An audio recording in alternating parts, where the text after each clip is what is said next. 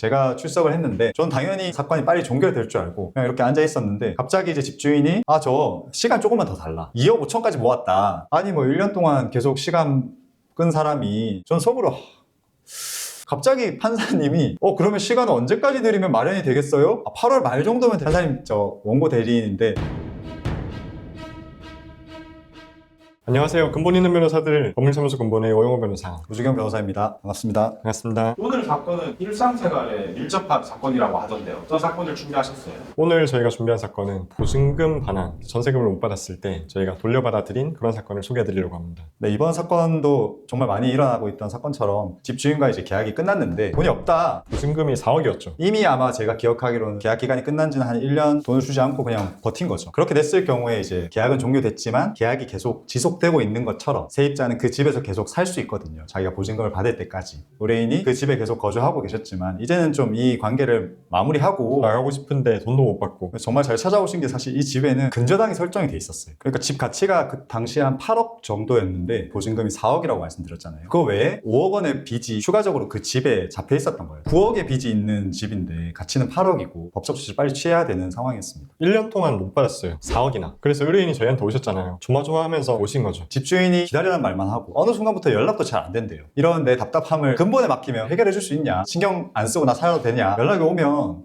저에게 토스해라, 저희 연락처 넘겨줘라. 그 이후의 소통은 이제 변호사가 전담하게 되었습니다. 그래서 전세금을 못 받았을 때 어떻게 해야 되냐? 이 두 가지를 당장 해야 됩니다. 첫 번째는 임차권 설정 등기, 두 번째는 임대차 보증금 반환 소송입니다. 이 위에 다 뜨나요? 네, 잘 뜨고 있는 것 같습니다. 임차권 등기 같은 경우는 그냥 간단하게 이해하시면, 대항력과 우선 변제권, 이렇게 두 가지가 있는데, 임차인인데 내가 만약에 이 집의 주인이 바뀌거나 이 집이 경매로 넘어가거나 하면 새로운 사람이 들어와서 너 왜 이 집에 살고 있어? 나가! 이렇게 할 수도 있는 거잖아요. 대항력이라는 것은 내가 이 집에 살고 있는 임차인이에요, 당신은 날 쫓아낼 수 없어요, 주장을 할 수 있게 해주는 권리가 대항력이고요. 우선 변제권은 이 건물이 나중에 경매로 넘어가서 팔렸을 때 그 경매에서 나온 돈을 누구에게 먼저 분배를 해주느냐. 쉽게 말씀드리면 피자 한 판을 두고서 누가 먼저 먹을지를 결정하는 거라고 생각을 하시면 돼요. 보통 임대차 보증금, 전세금을 반환을 하지 못하는 경우에는 빚쟁이들이 많이 있어요. 그럼 그 빚쟁이들도 와서 이 건물 판돈, 이 피자를 같이 먹으려고 하는 거죠. 그런데 이 임차인한테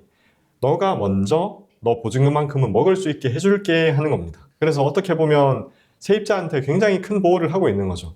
대항력과 우선 변제권이 인정이 되기 위해서는 여러 요건들이 있지만 가장 중요한 요건은 이사를 나가면 안 돼요. 이사를 나가버리면 대항력도 우선 변제권도 그냥 자동적으로 상실이 되게 돼 있어요. 근데 계약 기간이 끝나고 이사를 반드시 나가야 되는 사람이 있잖아요. 이사를 나가는 순간 대항력과 우선 변제권이 상실되는 거니까 굉장히 큰 문제가 발생하니까 나라에서 임차권 등기라는 것을 해. 이걸 하고 나가면 너가 이사를 나갔더라도 대항력과 우선 변제권을 계속 인정해 줄게 라는 것이 바로 임차권 등기 제도이고요. 이사를 나가야 되는 사람만 임차권 등기를 해야 되는 것이 아닙니다. 이렇게 임차권을 등기를 하게 되면 건물의 등기부 등본에 임차권이 기재가 되게 됩니다. 이 임차권이 기재가 됐다는 말은 집주인이 세입자에게 보증금을 제때 안 돌려줬다는 말이거든요. 새로 들어오려고 할 때 이렇게 집주인이 안 준 적이 있네 꺼리게 되겠죠. 전세 보증금을 주고 나면 당연히 임차권 등기가 사라질 수 있겠지만 그 사라진 것조차도 기록에 남습니다. 그 내용에 빨간 줄이 끄이는 거예요. 오히려 눈에 잘 들어와요. 빨간 줄이 왜 끄여있지 하고 보다 보면 임차권 등기 내용이 눈에 들어오거든요. 집주인 입장에서는 이 임차권이 설정된다는 것이 무서운 일입니다. 네, 다음은 보증금 반환 소송이죠. 소송을 하는 목적 중에 하나는 이제 돈 못 준다, 배째라, 조금 저속한 표현이지만 배를 째기 위해서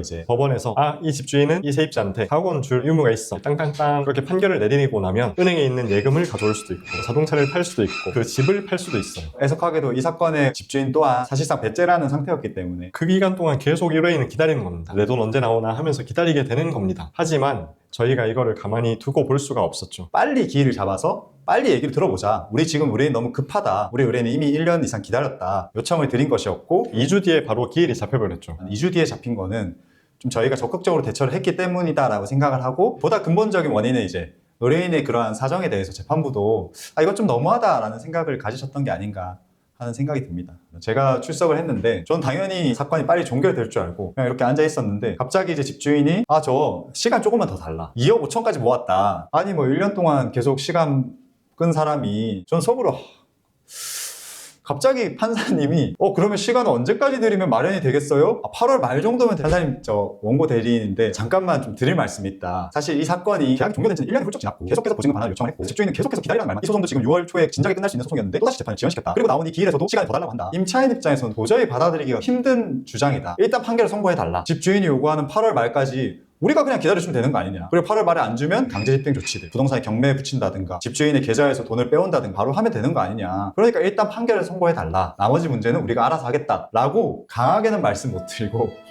굉장히 낮은 자세로 설득력 있게 여러 번 부탁을 드렸더니 판사님이 그 얘기를 듣고 한참을 좀 생각을 하시더니 재판 이걸로 마치고 3주 뒤에 판결 선고하겠습니다. 판결 선고기일도 3주 뒤로 잡아주셔서 굉장히 빠르게 잡아주신 거죠. 판결 선고기일 전날 집주인이 연락이 왔죠. 이 보증금 전액을 다 받았습니다. 그리고 그 이후에 지연이자와 변호사 비용까지 다 받을 수 있었습니다. 의뢰인은 지금 아무런 잘못 없이 돈을 못 받고 상당한 시간이 흘렀잖아요. 지연 손해금을 받을 수 있게 되고 그 지연 손해금은 얼마를 받게 되느냐 했을 때 이제 소송을 제기하기 전이었으면 연 5%. 근데 저희는 소송을 바로 제기했기 때문에 연 12%를 받게 돼서 그 금액도 상당했고요. 왜냐하면 4억 원에 연 12%이기 때문에 몇 개월밖에 안 됐지만 소송 진행한 지는 그래도 그 금액도 상당했고 집주인 손해가 엄청나네요. 손해가 막심했죠. 한 2천만 원 조금 넘는 돈을 추가로 부담해야 됐지만 의뢰인이 계약 종료 이후에 1년 넘게 돈을 못 받았던 손해에 비하면 그렇게 크지 않다라고 생각을 하고 집주인도 그러한 부분을 부담하면서 소송이 끝나게 됐죠. 여기서 봐야 할 중요한 것이 변호사 비용을 저희가 받아왔다는 겁니다. 다른 사건들은 몰라도 임대차 보증금 반환에서는 이게 전세금 금액이 크기 때문에 우리가 소송을 해서 승소를 하는 경우 의뢰인이 지출한 변호사 비용을 거의 대부분 돌려받을 수 있다 이런 이야기입니다. 그래서 이런 사건들에서는 변호사를 지체 없이 찾아오는 것이 오히려 돈 버는 거라고 생각을 하시면 됩니다. 변호사도 결과적으로는 공짜로 쓰게 되는 꼴이고 그리고 뭐 지연 이자도 받게 되고 보증금도 빨리 돌려받을 수 있기 때문에 그리고 소송 이후에 만약에 경매로 가야 된다라고 하면 사실 일반인 입장에서 이 소송까지는 어떻게 혼자 진행하시는 분들이 있는데 경매 절차로 넘어가게 되면 더 신경 쓸 게 많거든요. 본업이 있으신 분들은 다소 이제 초반부에 비용 부담이 부담스러우시더라도 이걸 변호사에게 맡겨두시고 이 사건과 떨어져 지내시다가 보증금을 이제 반환받으시는 그 방법을 고민해 보시는 것이 가장 좋다고 생각합니다. 이 사건에서 굉장히 재미있는 점이 있었죠. 이 사건에 제가 집주인을 재판장에서 처음 봤다고 말씀드렸잖아요. 재판 기일에서 그렇게 여러 말씀을 드리고 나와서 돈을 달라고 이제 여러 번 소통을 하다가 그분이 갑자기 변호사님 사건이 마무리되면 변호사님 사무실에 한번 찾아가도 되겠냐. 그 덩치 크신 분이 나를 왜 찾아오려고 하시지. 이런 걱정이 살짝 되기도 했는데 다른 사건이 있는데 그 사건 1심에서 패소를 했다는 거예요. 패소를 해서 항소심 두 번째 소송을 진행을 해야 되는데 상대방 변호사로 만나보니까 뭔가 좀 신뢰할 수 있을 것 같은 느낌이 들었다. 저희가 기존에 대리했던 의뢰인을 상대로 한 사건도 아니고 그분 또한 당연히 변호사를 선임할 수 있는 권리가 있는 분이셨기 때문에 거절할 이유가 전혀 없었죠. 저에게 사건을 주신다는데 그분과 새로운 사건을 진행하게 되는 그런 에피소드가 있었다라는 말씀을 드리고 싶습니다. 일반 세입자 입장에서 가장 관심을 가지는 것은 계약 종료일 그날 내가 보증금을 받아서 다른 집으로 이사를 갈 수 있느냐. 그렇게 되면 아무 문제 없죠. 그런 것을 완벽하게 보장해주는 제도는 사실 없잖아요. 없죠. 다만 이제 어떻게 하는 것이 가장 최선인가에 대해서 저희가 설명을 드릴 수 있을 것 같은데요. 네, 여기서 기억해야 할 한 가지가 있다면 계약 종료 전 2개월입니다. 계약 종료 전 2개월에 뭘 해야 되냐? 집주인한테 나가겠다고 이야기를 해야 됩니다. 그 계약 종료일, 예를 들어서 12월 31일 날 내 계약을 확정적으로 종료시키기 위해서는 그 계약이 종료되기 2개월 전, 그러니까 한 10월 말, 좀 넉넉하게 한 3개월 전, 9월 정도에는 집주인에게 통지를 하셔야 되는데 그 통지의 내용은 간단하게 생각하시면 계약서에 기재된 계약 종료일까지만 이 집에서 살고 그 다음엔 이사 갈 거예요. 전화할 때는 꼭 녹음을 해야 됩니다. 아니면 문자나 카카오톡, 나 나갈 거야, 돈 주세요 라는 내용을 통지를 했는데 새로운 세입자가 구해지지 않으면 돈을 못 줄 수도 있다. 이 말을 들으시면 지체 없이 변호사를 찾아오셔야 되고 집주인이 전화도 안 받는다? 문자 답장이 없다. 명확한 답변이 없다면 이 집주인이 이 내용을 확인했는지 안 했는지가 나중에 재판에서 쟁점으로 다투어질 수 있기 때문에 불씨를 남기지 마시고 저희 전화상담은 15분에 55,000원이라서 변호사를 선임하셔라 이런 말씀을 드리는 게 아니라 지금 통지가 제대로 되고 있는지 제대로 안 됐다면 어떤 조치를 취해야 되는지에 대한 가이드라인을 받기 위해서 상담을 받아보시라는 말씀을 드리는 거고 만약 그 상담을 받아보시고 혼자 할 수 있겠다 생각이 드시면 혼자 하시면 되는 거고 내가 보증금이 워낙 크니까 뭐 4억, 5억이 되니까 나는 모든 문제가 없었으면 좋겠다라고 생각하시면 그 단계에서부터 변호사 도움을 받으실 수 있는 거기 때문에 가장 중요한 건 상담을 먼저 꼭 받아보실 것을 생각해 보셔라 말씀을 드리고 싶습니다. 의료계만 골든타임이 있는 게 아닙니다.